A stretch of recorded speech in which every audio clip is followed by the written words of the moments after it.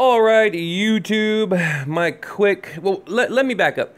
I'm going to title the video Ringside Reaction because I was at the fight. I was ringside, but I'm not going to show a video. I got a ton of video footage, like, I don't know, 3 or 4 hours worth, but we'll show it later. But I just wanted to talk about it a little bit. So, I mean, a few things. I'm going to start out with a few quick topics. Number one, I want to go over the overall experience, the overall night, right? Number two, I want to talk about the biased media, okay? And should I even mention my weird encounter with ego boxing? Maybe not. We'll save it for another video. Very odd. But anyway. Okay, and number three, I want to talk about the actual fight, the middleweight division. Where do we go from here? What happens next? I think I have a good idea. So look, overall, it was a good experience. I've covered a lot of fights as press, and it was a very unique experience because, I kind of expected it to be a lot different, but like I said before, everyone was very welcoming, grateful, accommodating, just overall cool to me.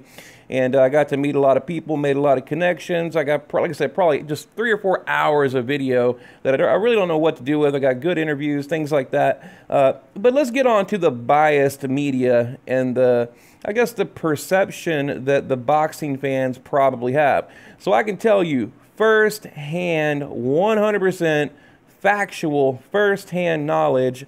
As a witness, these fighters do not support the biased media, okay? I mean, I saw it with my, okay, what I mean by that is we have certain YouTube channels out there that throw out a lot of clickbait.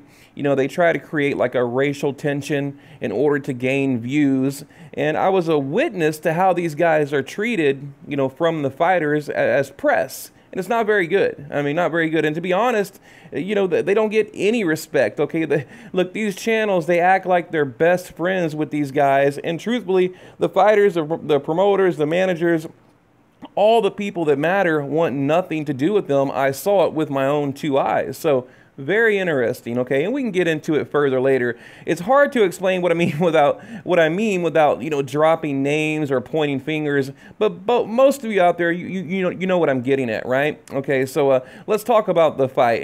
And by the way, I haven't gone back and actually watched the fight. Or the highlights. I haven't watched the actual fight. I recorded it on Showtime. It's on my DVR right now, so it's kind of just like 100% ringside live reaction because I was right there, like right to the right where the camera guy is. So yeah. I mean, this is just like my own reaction. Usually I'll go watch highlights and videos and listen to other people, but I wanted to kind of make the video today and then I'll go do all that other stuff. So I predicted probably, I think I said like a round 5 or maybe a round 6, 7 knockout for Charlo. That was my prediction. But I could tell right away that Brandon Adams, I mean, he was very tricky. Okay, I could tell right away he was very tricky, very defensive, very awkward.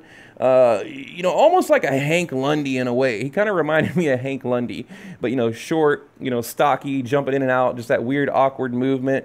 And remember, this was a showcase fight for Charlo. I mean, Brandon Adams, he was a sacrificial lamb, and I also would like to remind most media channels made fun of Gennady Golovkin when negotiating with Brandon Adams, but then when Charlo fights him, he's a genius. Okay, so just want to throw that in there. And to be completely honest, I expected a lot more out of Charlo. I mean, but to his credit, Brandon Adams, very tricky, awkward opponent. A damn good chin. I mean, dude's got a damn good chin. Oh, look, there's me and Freddie Roach. That looked like shit. I was there for like 10 hours, but whatever. Got a very good chin on him. Charlo landed several knockout punches. So the guy's got a good chin. And I think we're going to see him in some future fights. He may even fight for a belt in the next year or two because he gained a lot of credibility, a lot of respect from the audience. I mean, the audience on fight night, I mean, they started out booing him. They ended up cheering him, okay? So based on that performance, getting back to Charlo, I think Triple G, Canelo, even Daniel Jacobs could probably beat Charlo based on that performance, okay? And Look, Charlo personally told me during my interview with him that he was going to make a statement. He was going to make an example. You know, look it up on YouTube. You know, he keeps talking about, you know, how he's going to make an example, and it didn't go down that way. But look, he had a sold out crowd. The crowd, you know, definitely showing a lot of love and a lot of support.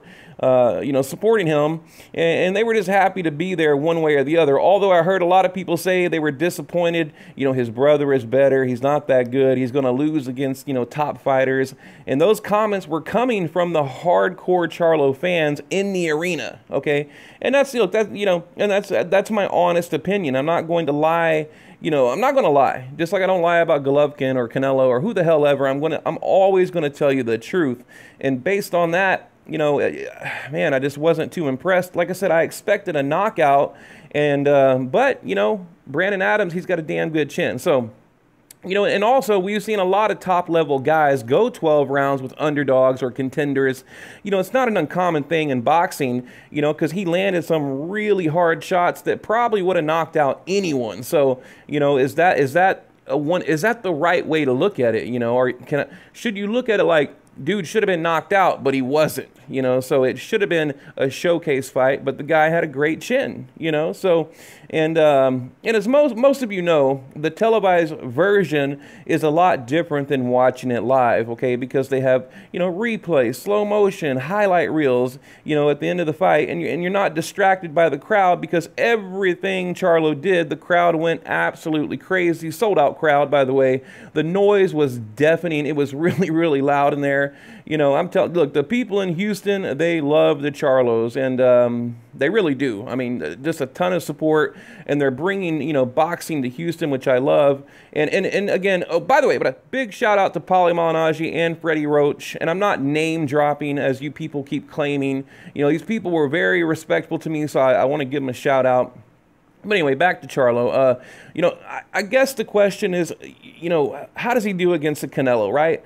Because now he has the WBC, and I think we're going to get Demetrius Andrade. Everybody's talking about Canelo, Canelo, Canelo, Canelo, and I got a video coming up on Canelo, but I think we're going to get Demetrius Andrade next. So I don't even think we should talk about the Canelo fight, but I will. I mean, I'll talk about it. You know, I think it's going to be Charlo, Demetrius Andrade, and one reason I say that is I was, just a little quick story. I was outside in front of the building, and there was some guy that was on the phone, right? He had like a real nice suit. You know, you could tell dude had a lot of money. You know, he just very well dressed and all that. And he hung up, and he was talking to two other guys, and he was basically Al Heyman's right-hand man. And he said, hey, I just got off the phone with Al, and he's talking about making the Demetrius Andrade fight fight next. You know, so I'm standing there going like, oh shit, like really? I mean, I'm right there. The dude was like giving out VIP tickets and all that, and he's talking, you know, saying, hey, I work for Al Heyman, and I just got off the phone with him.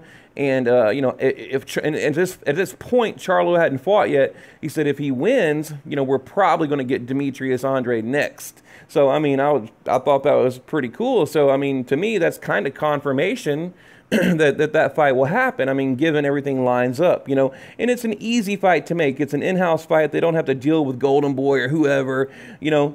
So I think that's what's probably going to happen next.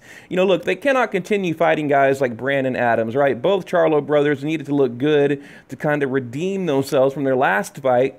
And, you know, the question is, did the fight redeem Charlo? You know, did it redeem him? I don't know.